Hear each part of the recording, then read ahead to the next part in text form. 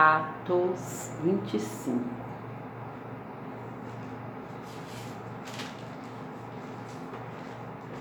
Tendo, pois, Festo assumido o governo da província, 3 dias depois subiu de Cesareia para Jerusalém, e logo os principais sacerdotes e os maiorais dos judeus lhe apresentaram queixa contra Paulo e lhe solicitavam, pedindo como favor, em detrimento de Paulo, que o mandasse vir a Jerusalém, armando eles ciladas para o matarem na estrada. Festo, porém, respondeu: achar-se Paulo detido em Cesareia, é que ele mesmo muito em breve partiria para lá. Portanto, disse ele: os que dentre vós estiverem habilitados, que desçam comigo, e havendo contra este homem qualquer crime, acusem-no. E não se demorando entre eles mais de 8 ou 10 dias, desceu para Cesareia, e no dia seguinte, ausentando-se no tribunal, ordenou que Paulo fosse trazido. Aparecendo este, rodearam-o os judeus que haviam descido de Jerusalém, e trazendo muitas e graves acusações contra ele, as quais, entretanto, não podiam provar, Paulo, porém, defendendo-se, proferiu as seguintes palavras: nenhum pecado cometi contra a lei dos judeus, nem contra o templo, nem contra César. Porém, Festo, querendo assegurar o apoio dos judeus, respondeu ao Paulo: queres tu subir a Jerusalém e ser ali julgado por mim a respeito destas coisas? Disse-lhe Paulo: estou perante o tribunal de César, onde convém seja eu julgado. Nenhum agravo pratiquei contra os judeus, como tu muito bem sabes. Caso, pois, tenha eu praticado algum mal ou crime digno de morte, estou pronto para morrer. Se pelo contrário não são verdadeiras as coisas de que me acusam, ninguém, para lhe ser agradável, pode entregar-me a eles. Apelo para César. Então Festo, tendo falado com o conselho, respondeu para César: apelastes para César, irás. Passados alguns dias, o rei Agripa e Berenice chegaram a Cesareia a fim de saudar Festo. Como se demorassem ali alguns dias, Festo expôs ao rei o caso de Paulo, dizendo: Félix deixou aqui preso certo homem, a respeito de quem os principais sacerdotes e os anciãos dos judeus apresentaram queixa, estando eu em Jerusalém, pedindo que o condenasse. A eles respondi que não é costume dos romanos condenar quem quer que seja, sem que o acusado tenha presentes os seus acusadores e possa defender-se da acusação. De sorte que, chegando eles aqui, juntos, sem nenhuma demora, no dia seguinte, assentando-me no tribunal, determinei que fosse trazido o homem. E levantando-se os acusadores, nenhum delito referiram dos crimes de que eu suspeitava. Traziam contra eles algumas questões referentes à sua própria religião e particularmente a certo morto chamado Jesus, que Paulo afirmava estar vivo. Estando eu perplexo quanto ao modo de investigar essas coisas, perguntei-lhe se queria ir a Jerusalém para ser ali julgado a respeito disso. Mas, havendo Paulo apelado para que ficasse em custódia para o julgamento de César, ordenei que o acusado continuasse detido até que eu o enviasse a César. Então Agripa disse a Festo: eu também gostaria de ouvir este homem amanhã. Respondeu ele: o ouvirás. De fato, no dia seguinte, vindo Agripa e Berenice, com grande pompa, tendo eles entrado na audiência, juntamente com os oficiais superiores e homens eminentes da cidade, Paulo foi trazido por ordem de Festo. Então disse Festo, rei Agripa, e todos os avós que estáis presentes conosco, vedes este homem, por causa de quem toda a multidão dos judeus recorreu a mim, tanto em Jerusalém como aqui, clamando que não convinha que ele vivesse mais. Porém, eu achei que ele nada praticara passível de morte. Entretanto, tendo ele apelado para o imperador, resolvi mandá-lo ao imperador. Contudo, a respeito dele, nada tem de positivo que escreva ao soberano, por isso eu o trouxe à vossa presença. E mormemente a tua, ó rei Agripa, para que feita a arquição tenha eu alguma coisa que escrever. Porque não me parece razoável remeter um preso sem mencionar ao mesmo tempo as acusações que militam contra ele. Atos 26, a seguir, Agripa, dirigindo-se a Paulo, diz: é permitido que uses da palavra em tua defesa.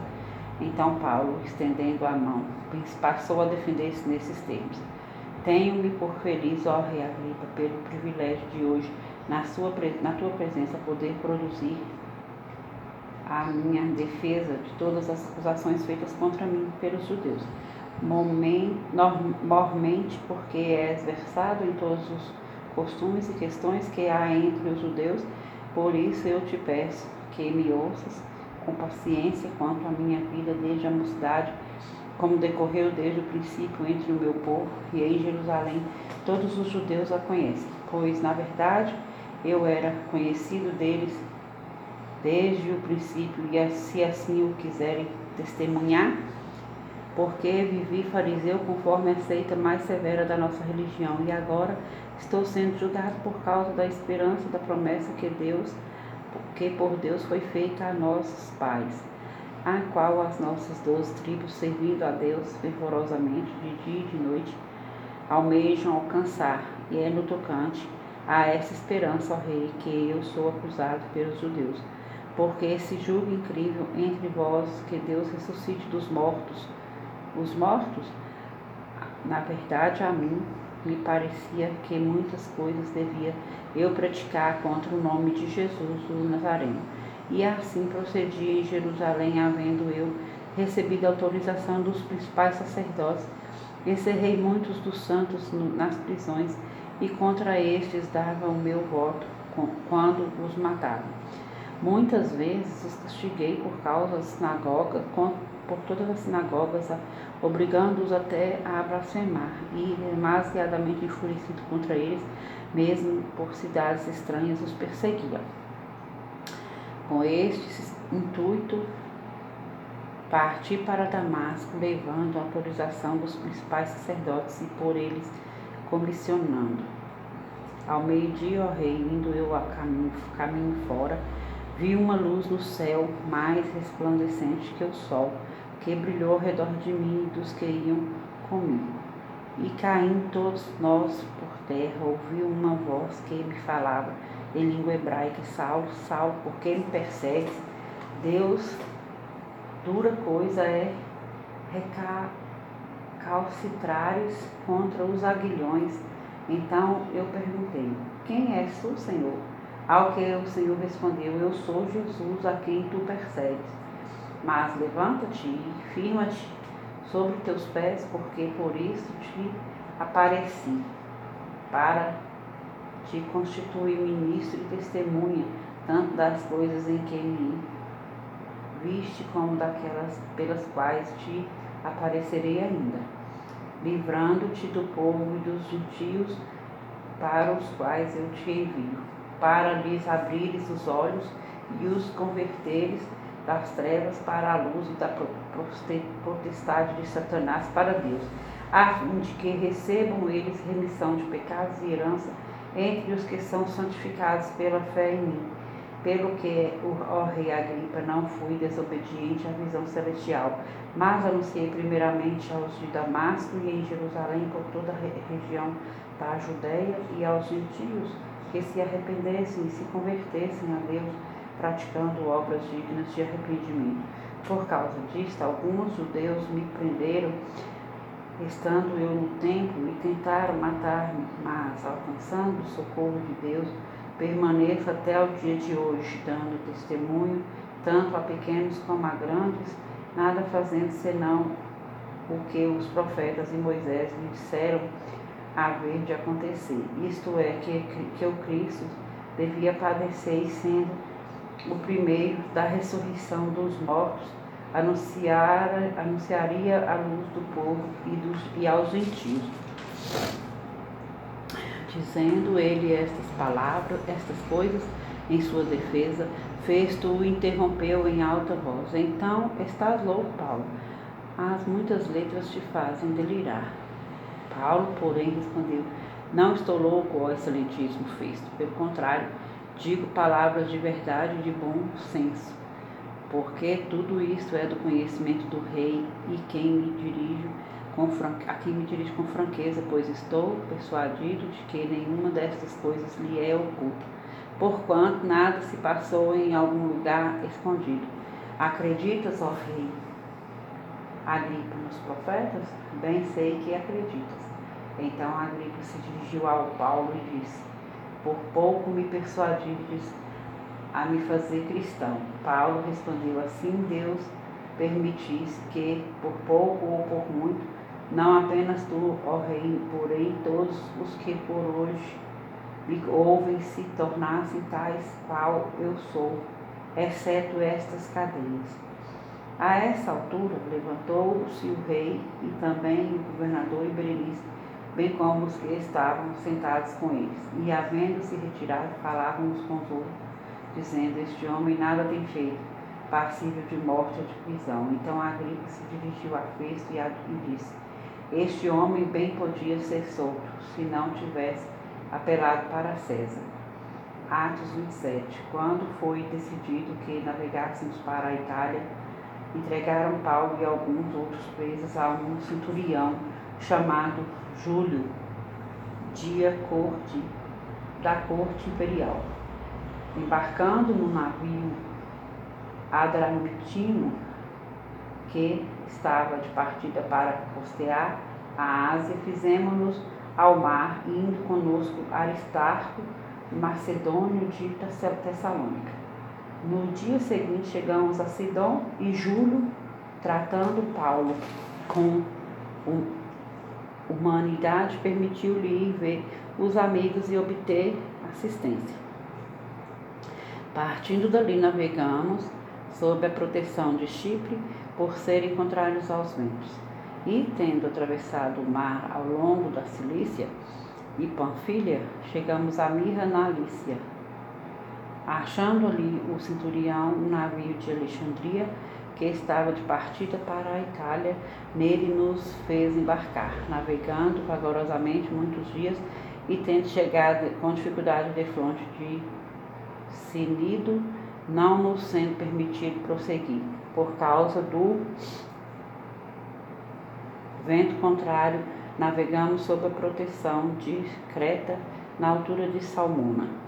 Contendo-a penosamente, chegamos a um lugar chamado Bons Portos, perto do qual estava a cidade de Lazéia.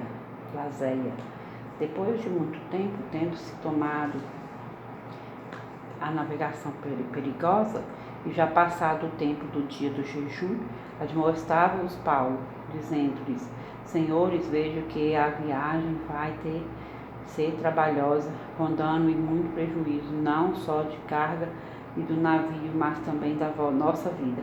Mas o centurião dava mais crédito ao piloto e ao mestre do navio do que ao que Paulo dizia. Não sendo o porto próprio para invernar, a maioria deles era de opinião que partissem dali, para ver se podiam chegar a Fenícia, e ao passar o inverno, visto ser um porto de Creta, o qual olhava para o nordeste e para o sudeste, soprando brandosamente o vento sul, e pensando eles ter alcançado o que desejavam, levantaram a âncora e foram costeando mais de perto a ilha de Creta. Entretanto, não muito depois, desencadeou-se do lado da ilha um tufão do vento chamado Euroaquilhão. E sendo o navio arrastado com violência, sem poder resistir ao vento, cessamos a manobra e nos fomos deixando levar. Passando sob proteção de uma ilhota chamada Cauda, a custo conseguimos recolher o bote. E levantando este, usaram de todos os meios para cingir o navio, e temendo que dessem na Sirte, arrancaram os aparelhos e foram ao léu. Açoitados severamente pela tormenta, no dia seguinte já aliviaram o navio. E ao terceiro dia, nós mesmos, com as próprias mãos, lançamos ao mar a armação do navio. E não aparecendo havia já alguns dias nem sol nem estrelas, caindo sobre nós uma tempestade, dissipou-se afinal toda a esperança de salvamento. Havendo todos estado muito tempo sem comer, Paulo, pondo-se em pé no meio deles, disse: Senhores, na verdade era preciso terem-me atendido e não partir de Creta, mas evitar este dano e perda. Mas já agora vos aconselho com ânimo, porque nenhuma vida se perderá de entre nós, mas somente o navio. Porque esta mesma noite um anjo de Deus, de quem eu sou e a quem sirvo, esteve comigo, dizendo: Paulo, não temas. É preciso que compareças perante César, e eis que Deus, por sua graça, te deu todos quantos navegam contigo. Portanto, senhores, tende bom ânimo, pois eu confio em Deus que sucederá do modo que me foi dito. Porém, é necessário que vamos dar a uma ilha. Quando chegou a 14ª noite, sendo nós batidos de um lado para o outro no mar Adriático, por volta da meia-noite, pressentiram os marinheiros que se aproximavam de alguma terra, e lançando o prumo, acharam 20 braços, passando um pouco mais adiante, tornando a lançar o prumo, acharam 15 braças, e receosos de que fôssemos atirados contra lugares rochosos, lançaram da popa 4 âncoras e oravam para que rompesse o dia. Procurando os marinheiros fugir do navio e tendo arriado o bote no mar, a pretexto de que estavam para largar as âncoras da proa, disse Paulo ao centurião e aos soldados: se estes não permanecerem a bordo, vós não podereis salvar-vos. Então os soldados cortaram os cabos do bote e o deixaram afastar-se. Enquanto amanhecia, Paulo rogava a todos que se alimentassem, dizendo: hoje é o 14º dia em que, esperando estais sem comer, nada tendo provado. Eu vos rogo que comais alguma coisa, porque disso depende a vossa segurança, pois nenhum de vós perderá nem mesmo um fio de cabelo. Tendo dito isto, tomando um pão, deu graças a Deus na presença de todos. Depois de o partir, começou a comer. Todos cobraram ânimo e se puseram também a comer. Estávamos no navio 270 pessoas, 76 pessoas ao todo, refeitos com a comida. Aliviaram o navio, lançando o trigo ao mar. Quando amanheceu, não reconheceram a terra, mas avistaram uma enseada onde havia praia. Então consultaram entre si se não podiam encalhar ali o navio. Levantando as âncoras, deixaram-no ir ao mar, largando também as amarras do leme, e alcançando a vela de proa ao vento, dirigiam-se para a praia. Dando, porém, num lugar onde 2 correntes se encontravam, encalharam ali o navio, a proa cravou-se e ficou imóvel, mas a polpa se abria pela violência do mar. O parecer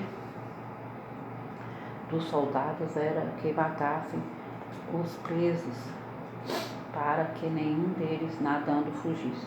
Mas o centurião, querendo salvar a Paulo, impediu-os de o fazer, e ordenou que os que soubessem nadar fossem os primeiros a lançar-se ao mar e alcançar a terra. Quanto aos demais, que se salvassem, uns em tábuas e outros em destroços do navio, e foi assim que todos se salvaram em terra. Atos 28. Uma vez em terra, verificamos que a ilha se chamava Malta. Os bárbaros trataram-nos com singular humanidade, porque, acendendo uma fogueira, acolheram-nos a todos por causa da chuva que caía e por causa do frio. Tendo Paulo ajuntado e atirado à fogueira um feixe de gravetos, uma víbora, fugindo do calor, prendeu-se-lhe a mão. Quando os bárbaros viram a víbora pendente da mão dele, disseram uns aos outros: certamente este homem é assassino, porque, salvo do mar, a justiça não o deixa viver. Porém ele, sacudindo o réptil no fogo, não sofreu mal nenhum. Mas eles esperavam que ele viesse a inchar ou a cair morto de repente. Mas depois de muito esperar, vendo que nenhum mal lhe sucedia, mudando de parecer, diziam ser ele um deus. Perto daquele lugar havia um sítio pertencente ao homem principal da ilha, chamado Públio, o qual nos recebeu e hospedou benignamente por 3 dias. Aconteceu achar-se enfermo de disenteria, ardendo em febre, o pai de Públio.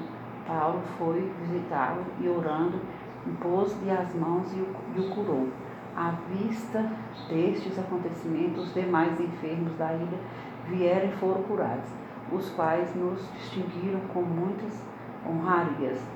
E tendo nós de prosseguir viagem, nos puseram a bordo tudo que era necessário. Ao cabo de 3 meses, embarcamos no navio Alexandrino, que invernara na ilha e tinha por ambiente Dióscuros, tocando por emblema Dióscuros, tocando em Siracusa. Ficamos ali 3 dias, donde, bordejando, chegamos a Régio. No dia seguinte, tendo soprado o vento sul, em 2 dias chegamos a Puteoli, onde achamos alguns irmãos que nos rogaram ficássemos com eles 7 dias, e foi assim que nos dirigimos a Roma. Tendo ali os irmãos ouvido notícias nécias nossas, vieram ao nosso encontro até a praça de Apio e as 3 vendas. Vendo-os Paulo e dando por isso graças a Deus, sentiu-se mais animado. Uma vez em Roma, foi permitido a Paulo morar por sua conta, tendo em sua companhia o soldado que o guardava.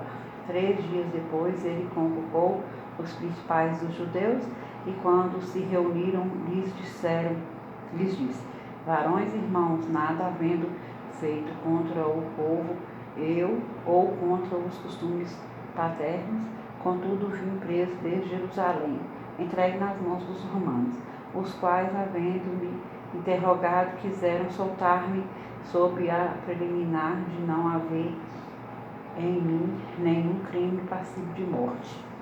Diante da oposição dos judeus, senti-me compelido a apelar para César, não tendo eu, porém, nada de que acusar minha nação. Foi por isto que vos chamei, para vos ver e falar, porque é pela esperança de Israel que estou preso com esta cadeia. Então eles lhe disseram: nós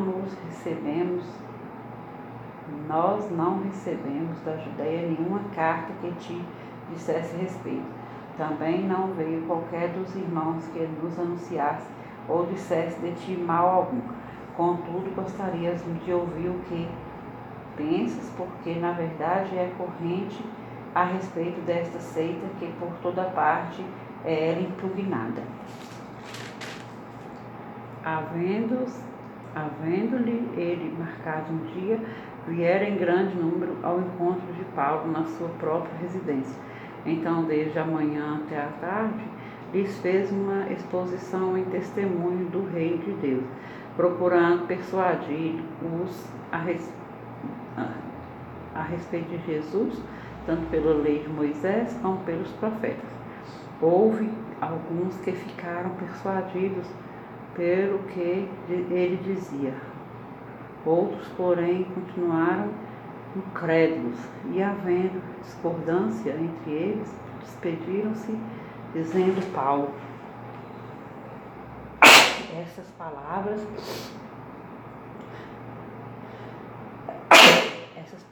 bem falou o Espírito Santo a vossos pais por intermédio do profeta Isaías, quando disse: vai a este povo e dize-lhes, dê ouvido, ouvireis e não atendereis. Vendo, vereis e não percebereis. Porquanto o coração deste povo se tornou endurecido, com os ouvidos ouviram tardiamente fecharam os olhos, para que jamais vejam com os olhos, nem ouçam com os ouvidos, para que não entendam com o coração e se convertam, e por mim sejam curados. Tomai, pois, conhecimento de que esta salvação de Deus foi enviada aos gentios, e eles a ouvirão. Dita estas palavras, partiram os judeus, tendo entre si grande contenda. Por 2 anos permaneceu Paulo na sua própria casa, que alugara, onde recebia todos os que o procuraram, pregando o reino de Deus, e com toda a intrepidez, sem impedimento algum, ensinava as coisas referentes ao Senhor Jesus Cristo.